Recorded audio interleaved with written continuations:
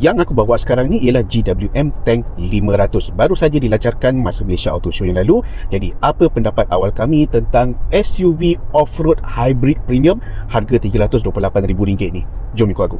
Ini bukannya tank macam dalam cerita Fast Furious. Ini ialah SUV off-road mewah di bawah jenama GWM. Nak lawan Land Cruiser. Saiz lebih kurang sama besar, chassis leather frame, suspensi double wishbone di depan, multi-link di belakang. Uniknya model ni, dia datang dengan enjin hybrid 2.0 liter turbo, 346 PS, 648 Nm, sistem 4-wheel drive separuh masa dan juga ada 11 mod pemanduan. Beza dengan sistem HEV pada Haval H6, sistem hybrid tank 500 ini lebih cenderung untuk kuasa tambahan, terutama ketika pemanduan off-road. Almaklumlah, berat dia je sebenarnya dah 2.5 tan. Namun berdasarkan pemanduan normal, kami berjaya catat 10.1 liter untuk setiap 100 km. Hamburan kuasa agak lancar, cuma kena bersabar sikit dan ada sikit kurang pada pedal brake dia. Respons steering ada tetapan comfort dan juga sport. Yang pasti, tank 500 menawarkan pengalaman yang mewah dengan ruang kabin senyap, bunyi bising enjin kurang ketara, kurang gegaran, namun pada kelajuan tertentu, karakteristik sebagai SUV leather frame mula menonjol. Penumpang belakang tak perlu risau sebab ada banyak corong aircon disediakan. Baris ketiga pula bolehlah buat rasur-rasur. Kalau tak ada anak kecil, lipat je, boleh letak lebih banyak barang. Jadi bagi kami, tank 500 HEV ini boleh jadi satu pembelian yang berbaloi. Atau korang ada pendapat yang lain, boleh kongsikan dekat ruang komen di bawah.